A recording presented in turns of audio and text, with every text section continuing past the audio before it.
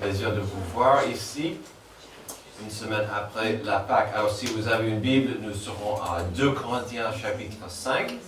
2 Corinthiens chapitre 5. Alors, comme vous le savez, pour nos fidèles, ce n'est pas un mystère que pour notre année culturelle, nous suivons un thème. Il vient de Romains 12, 2. Donc on parle tout au long de l'année du renouvellement de l'esprit. Alors on peut séparer les deux versets de Romains 12, 1 et 2, mais ce n'est pas idéal, car c'est un ensemble parfait. Donc je vais relire Romains 12, 1 et 2. Je vous encourage donc, frères et sœurs, par les compassions de Dieu, à offrir votre corps comme un sacrifice vivant, saint, agréable à Dieu. Ce sera de votre part un culte raisonnable. Ne vous conformez pas au monde actuel, mais soyez transformés par le renouvellement de l'intelligence, afin de discerner quelle est la volonté de Dieu, ce qui est bon, agréable et parfait. Et donc, notre thème, c'est d'avoir un esprit renouvelé. Ça commence vraiment avec notre attitude de comprendre pourquoi on existe. Si, comme le verset 1 explique, on appartient à Dieu, nous avons intérêt à nous offrir à Dieu dans une attitude d'humilité et d'adoration. Offrir votre corps comme un sacrifice vivant. Vraiment de dire, et je dis souvent aux gens, c'est pas mal de prier ça chaque matin, certes, mais parfois il faut le prier à plusieurs reprises pendant la journée. De dire, Dieu me voici, je suis à toi, je veux être disponible. Mais ça c'est le verset 1. Puis selon le verset 2, une transformation nous attend si notre esprit reste renouvelé.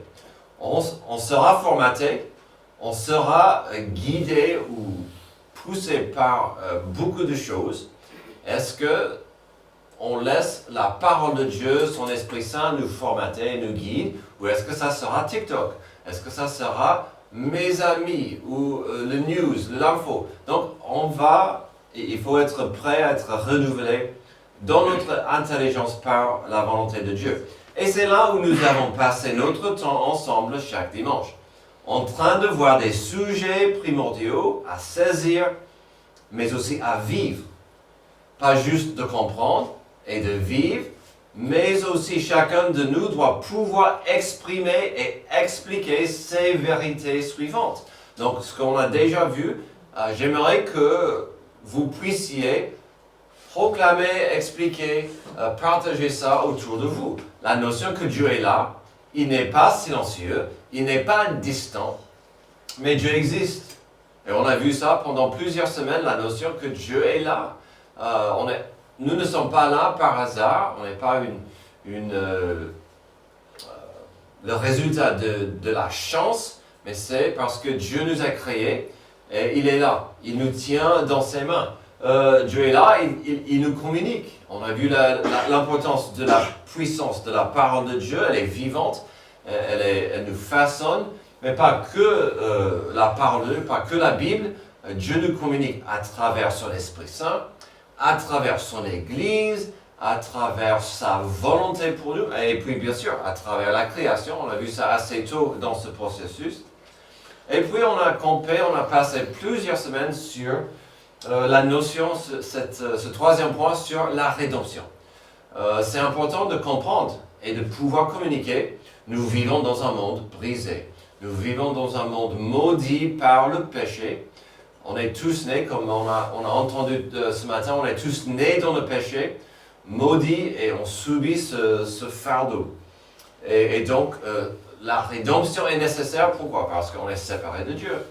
Dieu ne voulait pas qu'on reste séparé, donc il a pourvu ce don du salut, de la rédemption, pour nous sauver. Donc, franchement, je le dis souvent, de Genèse 1 jusqu'à Apocalypse 21, c'est la rédemption.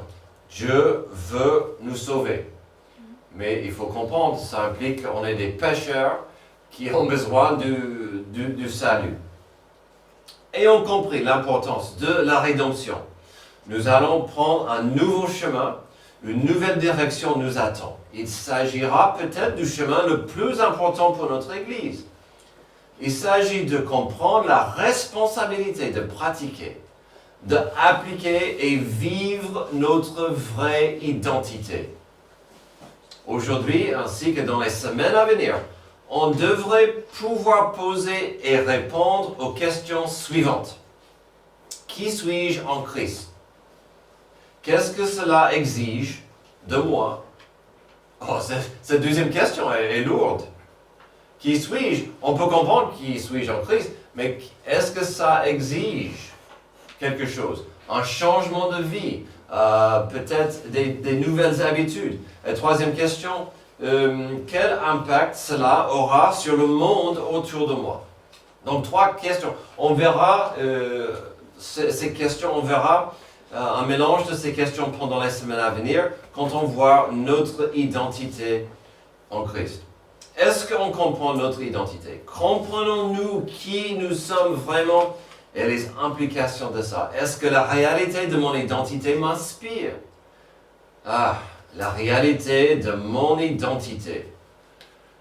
Quand mes enfants étaient petits, surtout les filles, je jouais un petit jeu avec elles, je faisais un petit exercice de confusion, comme si je me réveillais d'une situation totalement inconnue.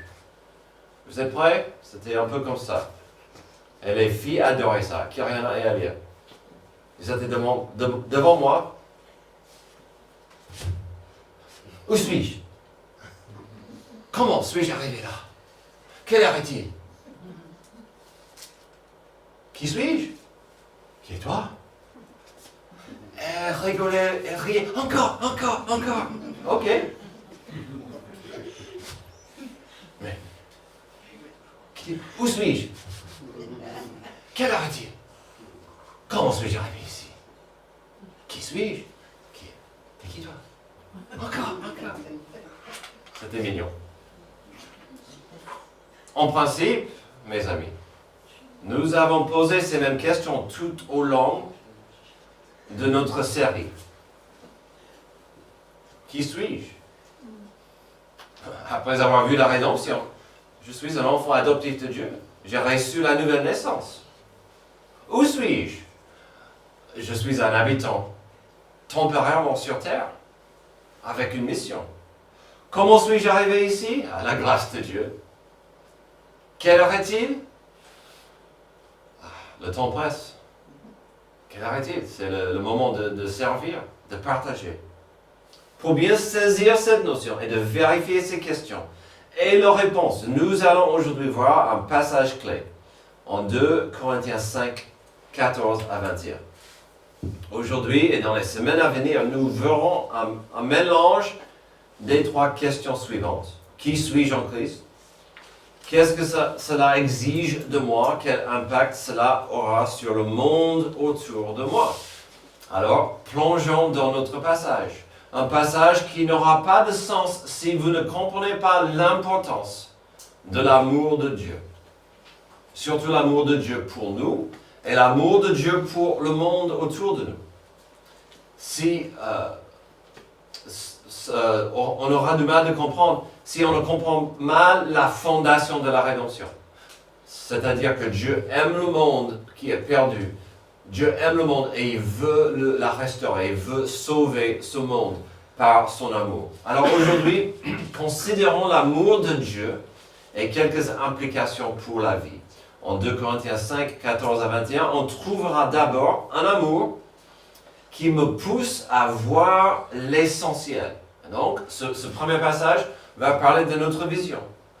Est-ce que je vois le monde? Est-ce que je vois les choses correctement grâce à l'amour de Dieu?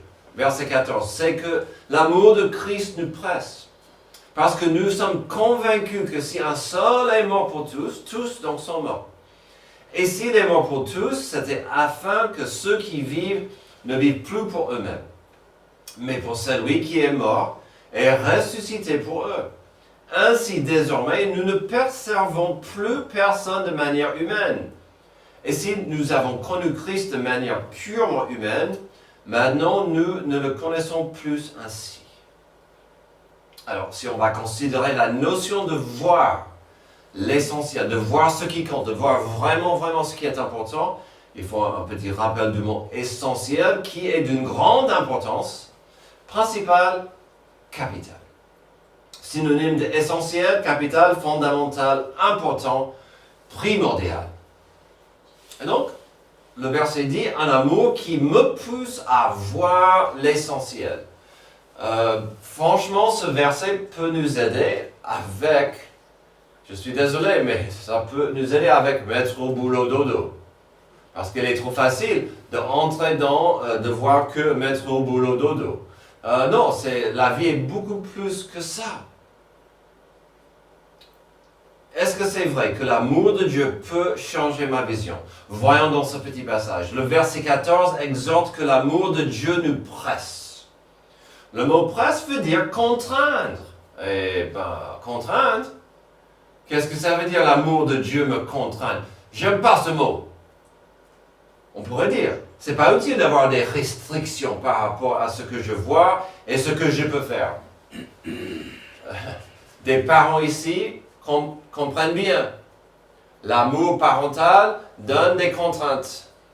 Parce qu'on aime nos enfants. Amen. Ici, Paul décrit quelque chose qui ressemble davantage à un lien de sécurité qu'à une restriction. Tout comme un astronaute, vous en avez parlé des astronautes peut-être, qui se baladent à l'extérieur de la station spatiale. Ils restent solidement attachés tout en pouvant se déplacer librement. Il n'y a aucun astronaute qui va se balader sans lien, sans des restrictions. C'est ce qu'on a ici. L'amour du Christ maintient le croyant près de lui. Non pour limiter sa vie, mais pour l'ancrer dans ce qui est vrai et porteur de vie. Et donc, c'est cet amour qui me protège dans le chaos du monde. Cette compréhension de l'amour de Christ qu'il a envoyé à la croix pour l'humanité est une compréhension bouleversante. Car que dit le verset 15 ensuite? Et s'il est mort pour tous, c'était afin que ceux qui vivent ne vivent plus pour eux-mêmes, mais pour celui qui est mort et ressuscité pour eux. Tout au début, j'ai dit, ce thème sera très important pour l'Église. Pourquoi? Parce que ça, c'est nous. Quelque part, ce passage, ce verset dit, on n'a pas le droit de dire, ok, je suis sauvé, je ferai ce que je veux, c'est moi le chef, le big boss. Je suis désolé, mais ce verset est clair. Mais il y a pas mal de chrétiens qui ont du mal à voir ce que ce verset dit. L'enfant adoptif de Dieu, il aura la liberté de choix et de faire ce qu'il veut avec sa vie. Oui, mais quelque part, le verset 15 nous exhorte et explique que puisqu'on est racheté de l'esclavage, maintenant, j'ai une responsabilité de voir que je dois ma vie à Jésus-Christ. Tu peux recevoir le salut. Tu peux dire, ok, Dieu m'a sauvé de ma vie ancienne. À tout à l'heure, Dieu. Je te verrai au ciel.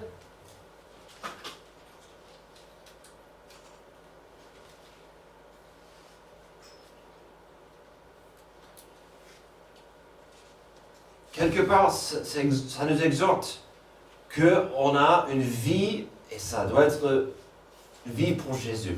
Tu dois voir que tes priorités doivent s'aligner plus avec le Rédempteur avant d'autres choses, ou d'autres gens. Enfin bref, la vie d'un disciple. Puisqu'on parle d'un amour qui nous pousse à voir l'essentiel, que dit ensuite le verset 16 ? Ainsi, désormais, nous ne percevons plus personne de manière humaine. Et si nous avons connu Christ de manière purement humaine, maintenant nous ne le connaissons plus ainsi. Les amis, une fois que tu auras goûté à la rédemption, cela changera ta façon de voir le monde. Surtout ses habitants, surtout les êtres humains. Quand vous aurez goûté le salut, la rédemption, j'espère, en principe, ça va changer la façon de voir les gens. Au lieu de voir un athlète qui joue pour le PSG, un riche, oh mais quelle belle vie, il vaut des millions. Je peux voir un homme qui a besoin de Jésus-Christ, le vrai trésor du monde. Quand je vois quelqu'un qui peut-être porte 5 couleurs dans ses cheveux et beaucoup de choses attachées au visage, au lieu de voir quelqu'un, pas comme moi, un peu perdu, voir quelqu'un qui a besoin de Jésus-Christ comme sauveur. Quand je vois une femme en mini-jupe, au lieu de dire, oh, mais voir une femme qui a besoin de Jésus-Christ comme sauveur, pas comme un objet, mais quelqu'un qui a une valeur immense devant Jésus-Christ. De voir un enfant dans la rue, un peu sale, un peu brusque, un peu mal poli. Oh, ces enfants. Oh. De voir l'enfant qui a besoin de Jésus-Christ comme sauveur. Les gens ont besoin et on doit les voir et c'est pas facile. C'est pas facile de voir des gens qui ont besoin de Jésus. Ceci est un appel de ne jamais oublier l'importance de l'âme. La personne est créée selon l'image de Dieu et ils ont besoin du salut. Mais aussi la fin du verset 16, on voit l'importance de ne jamais prendre à la légère que Jésus-Christ est le Fils de Dieu. Il dit, et si nous avons connu Christ de manière purement humaine, maintenant nous le connaissons plus ainsi. Saul connaissait Jésus dans une manière purement humaine. Quand Jésus est apparu à Saul, il est devenu Paul, il dit, je connais Jésus mieux. Je connais Jésus vraiment maintenant. Jésus, il n'est pas un objet sur une croix en plastique. Il n'est pas qu'un personnage historique. Jésus n'est pas qu'un prophète. Il est le souverain, le Seigneur, le Sauveur. Et quand on oublie son importance, notre foi deviendra automatique. Notre témoignage devient mécanique. Non, Jésus-Christ, c'est le Fils de Dieu. Et c'est là ce qu'il dit. Il faut comprendre qui est Jésus, pas de manière humaine. On vient de considérer un amour qui pousse à voir l'essentiel. Je vous demande, que voyez-vous aujourd'hui? Est-ce que vous voyez le monde à travers la grâce et l'évangile? Ensuite, on verra un amour qui me pousse à vivre pour l'éternel. Verset 17, si quelqu'un est en Christ, il est une nouvelle créature. Les choses anciennes sont passées, voici toutes choses sont devenues nouvelles, et tout cela vient de Dieu qui nous a réconciliés avec lui par Jésus-Christ et qui nous a donné le ministère de la réconciliation. On a un amour qui me pousse, qui me motive, qui m'encourage à quoi? À vivre pour l'éternel. Nous avons tous des raisons de vivre.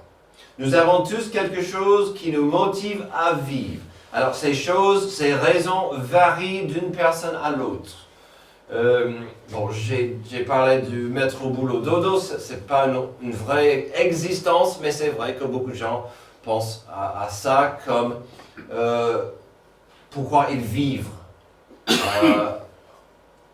Quelqu'un de jeune va dire, je vis aujourd'hui pour mes devoirs, je dois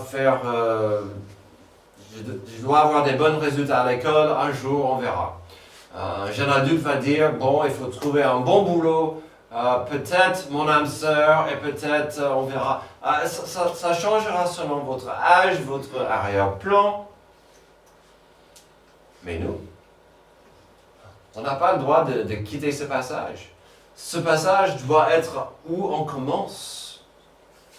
Quand on comprend ce que nous venons de voir dans notre premier point, que l'âme de chaque personne est éternelle, quand on réalise ici dans les versets 17 et 18 que le salut de Dieu, la rédemption, est le grand point de départ. La nouvelle naissance n'est que le début. Ces idées sont magnifiquement claires dans le langage de Paul. Remarquez ces mots. Si quelqu'un est en Christ, qu'est-ce qu'il dit? C'est une nouvelle créature. Les choses anciennes sont passées. Oh. Tournez le dos à votre ancienne vie de débauche, de doute, de peur, de confusion. Pourquoi? Parce que toutes choses sont devenues nouvelles dans la grâce de Dieu. Peut-on revenir en arrière pour vivre comme avant? Alors, c'est une bonne question. Ce n'est pas une question légère. Peut-on revenir en arrière pour vivre comme avant? Est-ce que quelqu'un qui a reçu la nouvelle naissance, le grand salut de Dieu, qui a goûté la rédemption, peut-il chuter, s'écarter ou vivre comme avant? Certes, c'est possible. Je connais pas mal de gens qui vivent comme autrement. C'est le péché et on est tous capables, bien capables, d'en pratiquer. Cette personne, par contre, doit décider à un moment donné si elle veut chercher sa propre volonté au prix d'un cœur endurci, ou veut-elle se donner à Dieu, où il y a la joie d'être proche du Seigneur dans l'amitié et l'obéissance. J'espère que vous avez compris le contraste. La personne peut dire, je vivrai ma vie avec ma volonté au prix d'un cœur endurci.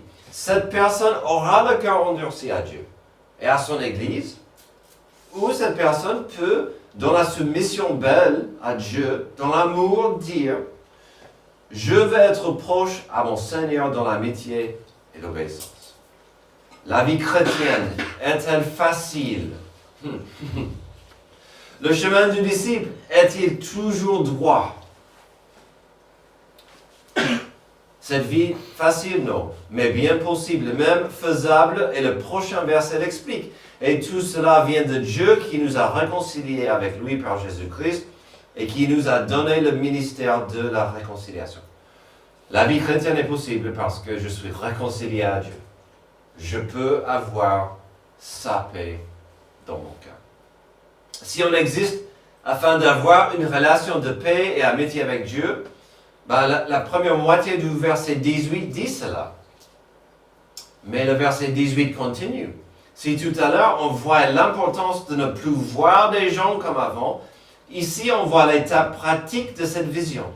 Si on va vivre pour l'Éternel, on doit aussi aider d'autres personnes à goûter cette vie de paix et d'amour. Dieu nous donne donc quoi? Le ministère de la réconciliation. Dieu nous donne, je ose le dire, à tous, le ministère de la réconciliation. Vous savez ce que certaines personnes appelleraient ça? L'évangélisation. L'évangélisation, c'est de comprendre que Dieu m'a réconcilié avec lui-même, il m'a donné ce ministère de dire aux gens, vous aussi, vous pouvez aussi avoir goûté la paix et l'amour de Dieu. Dans ce passage, nous avons déjà vu comment l'amour de Dieu peut orienter nos vies, avec un amour qui pousse à voir l'essentiel, avec un amour qui pousse à vivre pour l'Éternel et plus pour moi. Enfin, il y a une troisième chose qu'il ne faut pas rater, et c'est un beau mélange de ces deux points que nous venons de voir. Un amour qui me pousse à vivre comme émissaire. Verset 19. En effet, Dieu était en Christ. Il réconciliait le monde avec lui-même en ne chargeant pas les hommes de leurs fautes. Il a mis en nous la parole de la réconciliation. Nous sommes donc des ambassadeurs pour Christ, comme si Dieu adressait par nous son appel. Nous supplions au nom de Christ, soyez réconciliés avec Dieu. Ici, on voit l'importance de vivre comme émissaire. Déjà, c'est quoi un émissaire? C'est un agent chargé d'une mission, parfois officieuse. C'est une responsabilité, c'est un appel, c'est une mission donnée à quelqu'un par une autorité. Encore, il ne faut pas rater le contexte de cet appel au verset 19. Jésus-Christ à la croix a pourvu le salut, le moyen d'accéder à la paix de Dieu et de devenir son ami. Ou comme Paul a écrit ici, Dieu nous a fourni la réconciliation grâce à Jésus-Christ le Rédempteur. Si à la base de l'Évangile se trouve la vérité triste et sombre qu'on est séparé de Dieu par nos péchés, le verset 19 retentit avec joie qu'il n'y a aucune raison aujourd'hui pour quelqu'un de rester maudit dans cette faille. Aucune raison de rester. Car il réconcilie le monde avec lui-même en ne chargeant pas les hommes de leurs fautes. Il a mis en nous la parole de la réconciliation. Mais le verset 19 continue. Il a mis en nous la parole de la réconciliation. Il a mis en nous la parole. Certains vont dire, oui, mais Antoine, il a la voix qui porte, il est éloquente, il utilise les mots merveilleux qui sont pas mal. Qu'il partage, qu'il soit notre porte-parole. Ok? Il nous a donné le ministère de la réconciliation. On a tous cette responsabilité. Tous. Et puis, ça va de soi parce que je ne peux pas aller au collège. C'est interdit. Je ne peux pas. Cynthia n'aimerait pas que je sois à côté d'elle au boulot. Ça ne sera pas utile. Vous avez cette responsabilité de partager dans vos quartiers, quand c'est possible, au boulot, surtout au sein de votre famille, parce que c'est un plaisir. Et c'est là où les gens disent « Oh, mais l'évangélisation, ça me fait peur. » Est-ce que Dieu a changé votre vie? Commencez là. Partagez votre témoignage. Nous avons cette responsabilité. Le verset 19 continue, il a mis en nous la parole de la réconciliation. Il serait propice ici pour moi de citer le grand théologien, l'oncle Ben. Un grand pouvoir implique des grandes responsabilités. Dieu a donné à nous cet grand pouvoir de dire « Je suis enfant adoptif de Dieu ». Je peux partager cette responsabilité, ce message. Ayant goûté l'Évangile, on pourrait rester muet. On peut se taire. On peut rien dire. Mais ça serait problématique. De refuser de partager la bonne nouvelle serait une façon d'étouffer ou nier que la nouvelle est bonne. J'espère que vous avez capté ça. De refuser de partager la bonne nouvelle serait une façon de dire la nouvelle finalement n'est pas si bonne, si précieuse, si importante que ça. C'est un sujet de joie. Puis comme dit la fin du verset 19, Dieu a mis en nous la parole de la réconciliation. Pensez-y un moment. Qu'est-ce que ça veut dire? Dieu a mis dans notre possession cette charge, cet outil, cette responsabilité. Mais pensons-nous à ce message comme quelque chose dans notre possession? J'aime bien comment le verset 19 se termine. Il a mis en nous ce message. Donc le message, c'est en vous. Qu'est-ce que vous faites avec? Ça serait d'être avec des gens, la nuit, il y a une faille d'électricité. Et vous avez une lampe de poche. Tout le monde peut tituber dans la noire pour chercher quelque chose, une source, où vous pouvez sortir la lampe de poche et dire « Hey, je peux vous aider. » Car j'avais déjà ce message en moi. Vous avez le message en vous.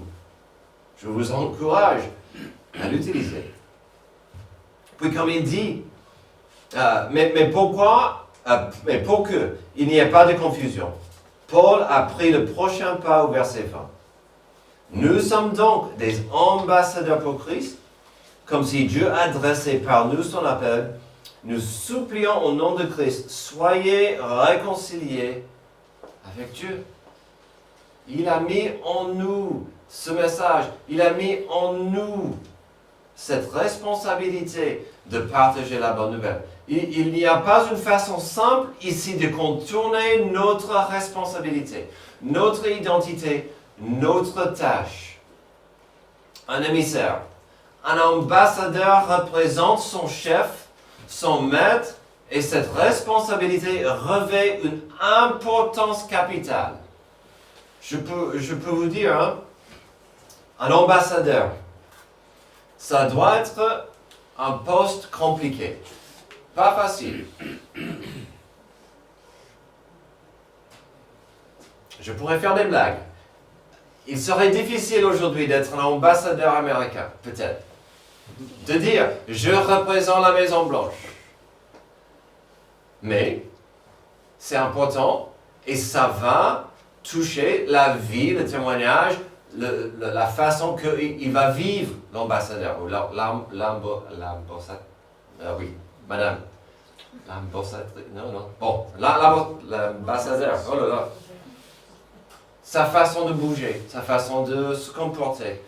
Un ambassadeur n'a pas le droit de faire n'importe quoi pendant la semaine et dire « Ah, en fait, je représente mon pays. » Non, il a une responsabilité. Il a des habitudes. Sa vie doit être conforme avec le poste. Ou comme dit notre troisième point, ici, de vivre comme émissaire. Ce n'est pas une chemise qu'on va porter et puis enlever. La responsabilité de vivre comme un émissaire, ce n'est pas un tablier que l'on porte le dimanche matin. Ce n'est pas un tablier ou un veste ou, d'accord, je suis habillé dans mon costume de dimanche et lundi à samedi, je vivrai autrement. Mais beaucoup de gens vont dire, non, l'église, c'est, je reçois mon dose, et voilà, c'est bon pour le jour, pour la semaine, je peux vivre comme je veux. Non. C'est une vie, c'est une mode de vie. Nous supplions au nom de Christ, soyez réconciliés avec Dieu. Peut-être quelqu'un dirait, oui, mais pasteur, tu ne connais pas mon travail. C'est dur. Pasteur, tu ne connais pas mon école. Pasteur, tu ne connais pas ma famille. C'est dur de vivre pour Jésus chez moi.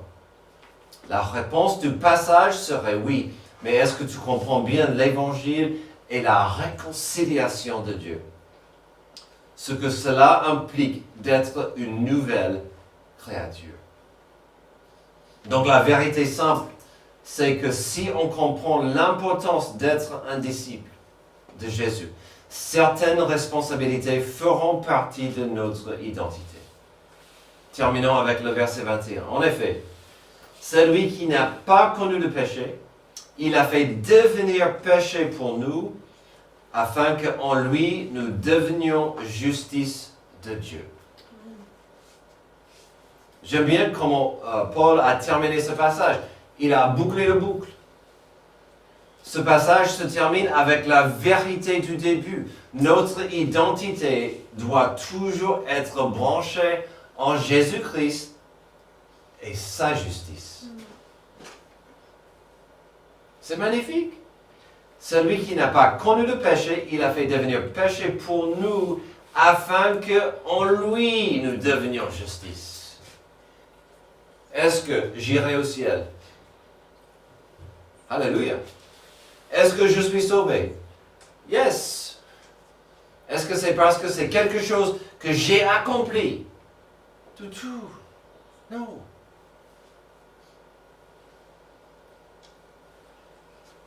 Ce passage se termine avec cette vérité magnifique. Et franchement, mes amis, je ne suis personne. Moi, Lance Utterson, je ne suis personne. Et mon importance à moi ne vaut pas grand-chose. Sur l'échelle mondiale, je ne compte pas grand-chose. Ma sagesse est limitée. Merci de ne pas avoir dit Amen. Ma sagesse est limitée. Mon intelligence est faible. Mon élégance me trahit trop souvent. Mes capacités physiques s'affaiblissent de jour en jour. Mais dans la sagesse de Dieu, il veut m'utiliser dans son plan. Le plan de réconciliation. Amen. Dieu, est-ce que tu es sûr que tu veux me utiliser? Dieu, tu pourrais faire mieux. Dieu, ma bouche, ma sagesse, mes capacités, Dieu, tu pourrais faire mieux. Oui, Utterson, mais je t'ai choisi. C'est suffisant pour moi. Amen. C'est pas différent pour vous? Dans la sagesse de Dieu, il veut vous utiliser dans son plan, le plan de réconciliation. Si le message global de la Bible, c'est la rédemption, ou notre mot du jour, la réconciliation, si le thème global de la Bible, c'est la réconciliation, il est clair que dans ce plan se trouve l'importance des messagers. On le dit souvent, Dieu pourrait envoyer des anges partout pour proclamer. Il y a quelques semaines, quelques mois, Xavier a suggéré l'idée d'un écran, un message projeté dans le ciel pour chaque être humain de voir que Dieu existe et qu'il nous aime. Il pourrait envoyer à chaque personne des rêves. Mais selon la Bible, selon la parole de Dieu, il est clair, Dieu préfère utiliser les êtres humains, des messagers. Amen. Parfois, ça me frustre. Parce que ça implique ma bouche. Ça implique vos bouches. Ça implique les bouches des chrétiens qui ne sont pas en train de vivre pour Jésus. Dieu veut que nous soyons ses émissaires. Notre passage aujourd'hui est fondamental. Pour ceux qui luttent et cherchent pour trouver un sens, une raison d'être, commencez avec la réconciliation. On est créé afin d'avoir une relation de paix avec Dieu. Si vous avez cette paix, votre appel est clair. Suivez Jésus-Christ sur son chemin et vous comprendrez mieux l'importance des questions que nous avons vues au début. Qui suis-je en Christ? Qu'est-ce que cela exige de moi? Quel impact cela aura sur le monde autour de moi? Très bien.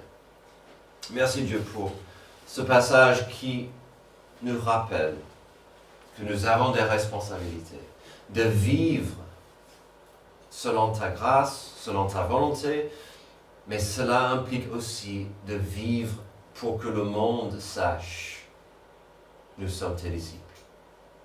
Aide-nous à vivre des vies dignes de toi. Aide-nous à être prêts à partager ce beau message de la réconciliation. Que tu nous aimes, qu'il n'y a aucune raison de continuer d'être perdus dans l'obscurité. Guide-nous, c'est dans le nom de Jésus que je prie. Amen. Amen. Je vous invite à vous lever pour chanter notre dernier chant de réflexion et d'appel.